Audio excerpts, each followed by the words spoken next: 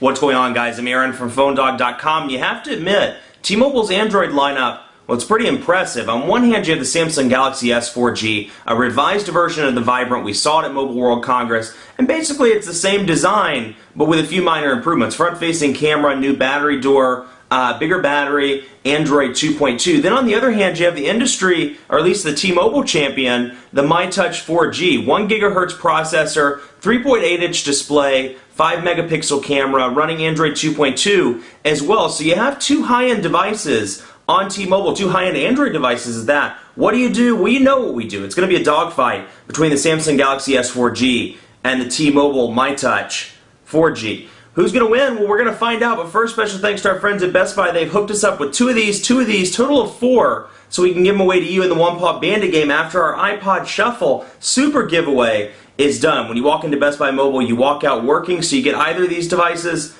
you'll walk out working with all your stuff set up. Enough of that, let's get into it.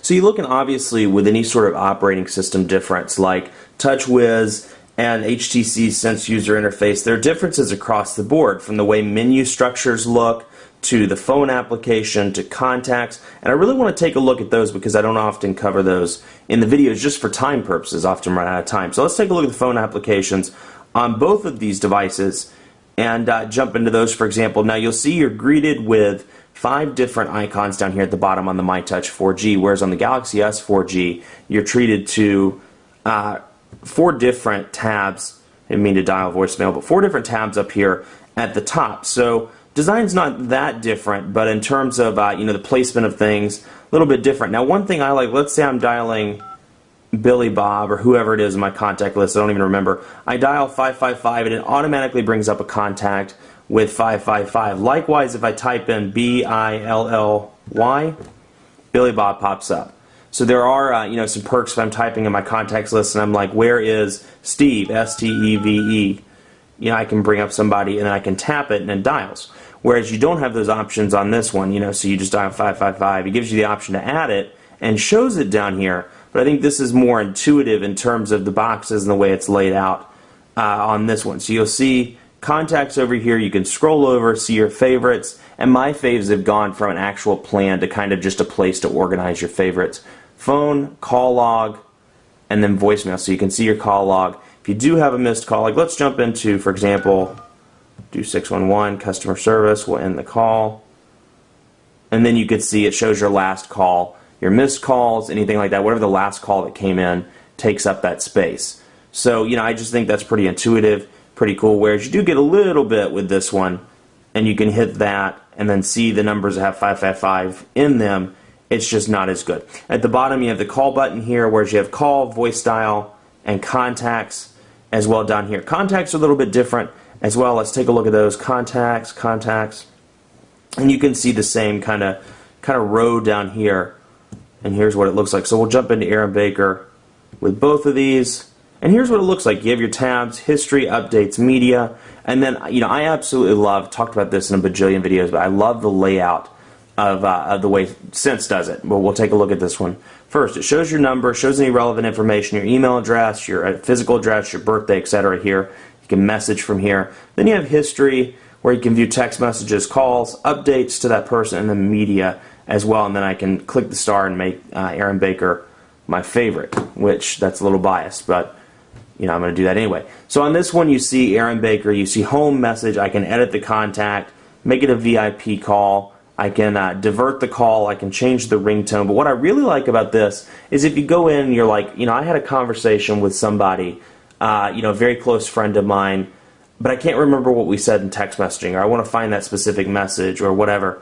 I can scroll over here at the bottom. I have a ton of options like messages. It will isolate every message that I sent back and forth with Aaron Baker. So, it'll show all the messages. I go back to mail, it'll show all the mail, the emails that we've sent, any updates, the gallery that we've taken together, if there's, if they're tagged, and then the call log. So it's kind of this nice option where you go into your contacts, you're like, oh, I know Billy and I talked, but I can't remember when it was. Call log, bam. So it just saves time as opposed to going in the call log and trying to fish for information, trying to remember when you called.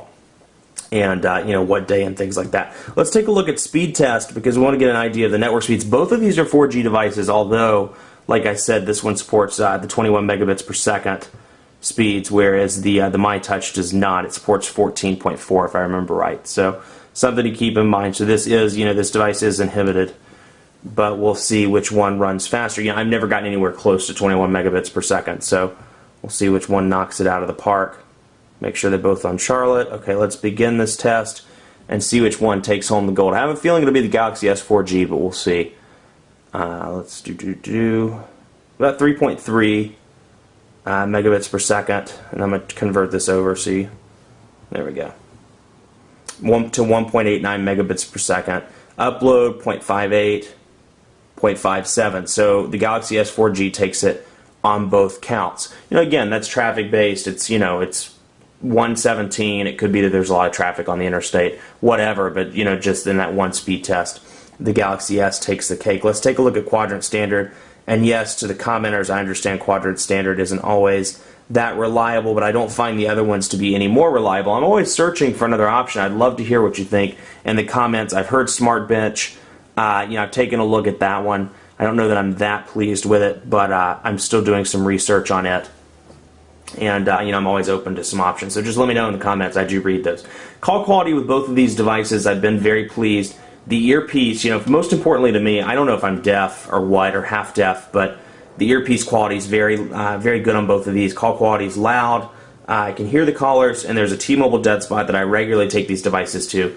And when I first had this device, I took it to that dead spot and was very pleased with the way it held the call. Now, I couldn't hear a word that they were saying. It was very choppy, but it didn't drop it, which is what I usually look for in those tests.